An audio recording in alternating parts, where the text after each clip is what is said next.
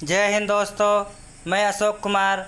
आज मैं आप सबको भारत में मानसून या वर्षा के बारे में बताने जा रहा हूं कि भारत में मानसून का आगमन कब होता है और वर्षा की कब कब होता है, कब वर्षा अधिक होता है, कब वर्षा कम होता है, मानसून धमाका क्या होता है। इन सब के बारे में मैं आप सबको इस वीडियो में बताऊंगा। तो हमारा हेडिंग है भारत में मानसून, भारत में मानसून या वर्षा, भारत में मानसून या वर्षा। तो इसका पहला पॉइंट है, पहला पॉइंट देख ले हम क्या है। तब दिया है हमारा पहला पॉइंट, भारत में सर्वाधिक वर्षा दक्षिणी पश्चिमी मानसून से होती है। भारत में जो सर्वाधिक वर्षा होती है कैसी होती है? दक्षिणी और पश्चिमी मानसून से होती है। किस मानसून से होती है? दक्षिणी और पश्चिमी मानसून से। दूसरा पॉइंट है, भारत में मानसून का आगमन लगभग 1 जून को होता है। माने भारत में मानसून का आगमन लगभग 1 जून से ही शुरू हो जाता है। माने भारत में मानसून 1 जून को आ जाता है।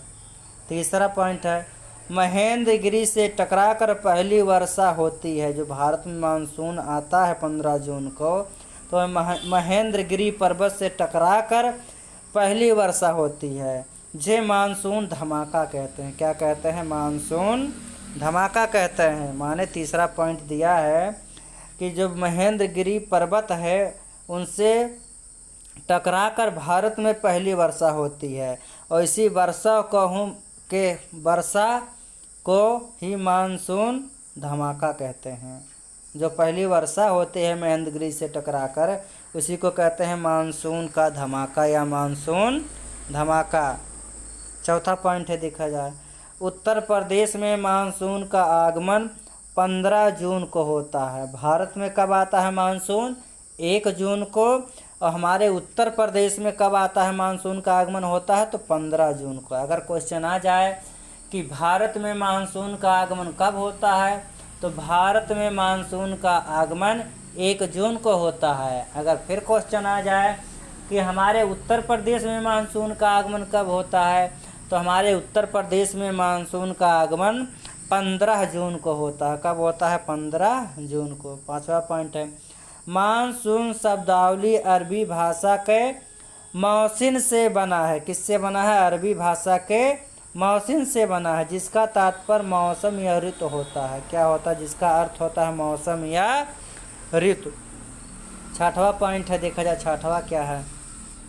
छठवां पॉइंट दिया है, भारत में मानसून का प्रारंभ केरल राज्य में होता है। माने भारत में मानसून का प्रारंभ केरल राज्य में होता है। कहाँ होता है? केरल राज्य में। सातवां पॉइंट है, देखा जाए सातवां पॉइंट, जब भारत का स्थलीय भाग पूर्णतः गर्म या तप्त हो जाता है। जब भारत का कौन सा भाग? स्थलीय भाग पूर्ण रूप से गर्म या तप्त हो जाता है, तो दक्षिणी भाग से मानसूनी हवाएं भारत की तरफ आने लगती हैं। तब दक्षिणी भाग से मानसूनी हवाएं भारत की तरफ आने लगती हैं।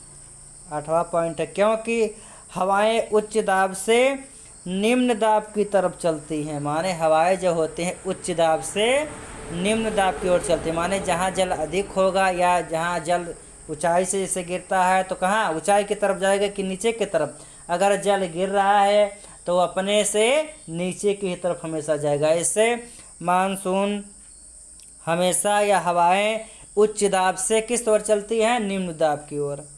अगला हमारा 9वां पॉइंट है। 9वां देखा जाए, उच्च वायुदाब से निम्न वायुदाब की तरफ चलने वाली पवनें व्यापारिक पवनें कहलाती हैं। कैसी पवनें?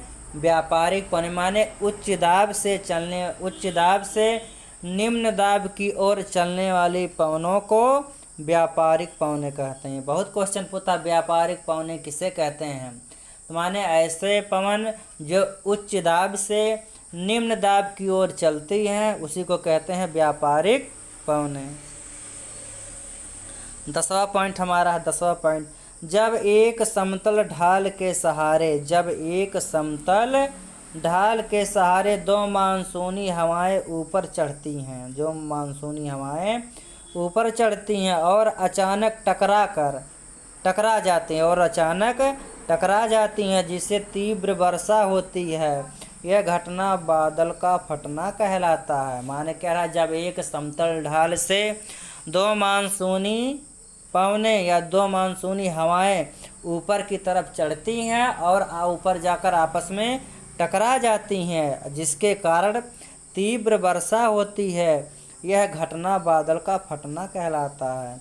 ये भी क्वेश्चन पूछ सकता है या पूछता है कि बादल का फटना क्या होता है, या बादल का फटना किस घटना के अंतर्गत आता है। तो इसका सही आंसर है, जब किसी समतल ढाल के सहारे दो हवाएं या दो मानसूनी हवाएं ऊपर की ओर चढ़ती है और जाकर आपस में टकरा जाती हैं, जिसके कारण तीव्र वर्षा होती है। कैसी वर्षा होती है? तीव्र वर्षा होती है, और यही घटना बादल का फटना कहलाता है। 11वां पॉइंट है, मानसून के आगमन के बाद लगातार 2 सप्ताह का वर्षा ना हो तो इसे मानसून विच्छेद कहते हैं। कह रहा, मानसून के आगमन के बाद लगातार 2 सप्ताह तक वर्षा ना हो, लगातार 2 सप्ताह तक वर्षा ना हो तो इसे मानसून विच्छेद कहते हैं। कह रहा, जब मानसून का आगमन हो जाए और लगातार 2 सप्ताह तक वर्षा ना हो तो इसी को कहते हैं मानसून विच्छेद। अगला देखा जा, 12वां पॉइंट क्या है हमारा, जब मानसूनी हवाएं सितंबर अक्टूबर के महीने में वापस लौटती हैं तो यह घटना मौसम निवर्तन या मौसम प्रत्यावर्तन कहलाता है। कह रहा है, जब मानसून का आगमन कब होता है? जून और जुलाई में।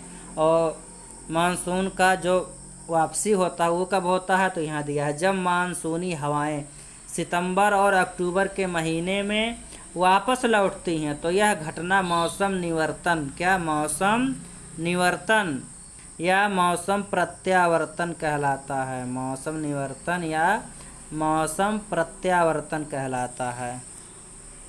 13वां दिया है, 13वां पॉइंट, केरल तथा तमिलनाडु राज्यों में वर्षा मौसम के निवर्तन या लौटते हुए मानसून से होता है। कब होता है? लौटते हुए मानसून से। कहाँ?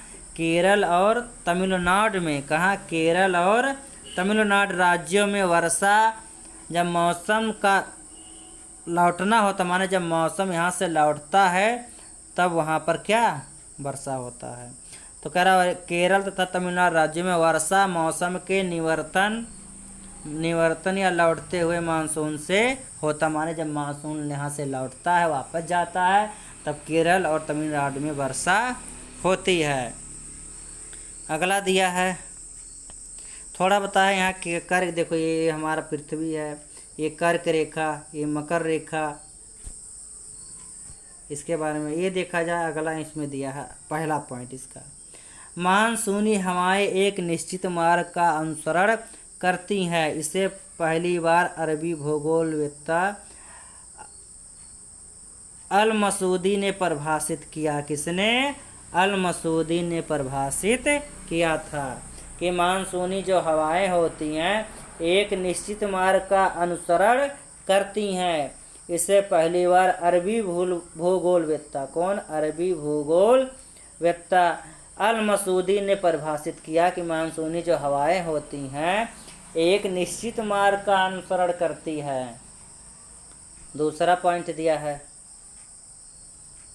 ये हवाएं 6 माह के अंतराल पर स्थल से समुद्र की ओर तथा समुद्र से स्थल की ओर चलती हैं। जो हवाएं हैं 6 महीना समुद्र से स्थल की ओर और 6 महीना स्थल से समुद्र की ओर चलती हैं। तीसरा पॉइंट देख लिया जाए क्या है, मानसूनी हवाएं कोरियालिस बल के कारण दोनों गोलार्धों उत्तरी और दक्षिणी पूर्वी में पूर्व की तरफ मुड़ जाती हैं। जो मानसूनी हवाएं होती हैं किस बल के कारण? कोरियालिस बल के कारण दोनों गोलार्धों में, माने उत्तरी गोलार्ध और दक्षिणी गोलार्ध में किस तरफ मुड़ जाती है? पूर्व की तरफ मुड़ जाती हैं। नोट में अगला दिया है, नोट, पृथ्वी के घूर्णनगत के कारण, पृथ्वी के घूर्णनगत के कारण एक ऐसा आभासीय बल उत्पन्न होता है जिसके प्रभाव से हवाएं अपना मार्ग बदल देती हैं या बदलती हैं। कह रहा नोट में, पृथ्वी के घूर्णनगत के कारण एक ऐसा आभासीय बल उत्पन्न होता है जिसके प्रभाव से हवाएं अपना मार्ग बदलती हैं। 5वां पॉइंट है, देख लीजिए 5वां। इस बात को फेरल ने भी परिभाषित किया जिसे फेरल का नियम कहते हैं। जो ये बात लिखा है कि पृथ्वी के घूर्णनगत के कारण ये जो आभासीय बल उत्पन्न होता है उसी से हवाएं अपना मार्ग बदल देती है, इसी बात को फेरल ने भी परिभाषित किया है जिसे फेरल का नियम कहते हैं। मानसून के बारे में बस इतना ही। अगले वीडियो में अगले पार्ट के बारे में बताऊंगा। अगर यह वीडियो आपको पसंद आया हो तो लाइक और सब्सक्राइब करना ना भूलें। जय हिंद।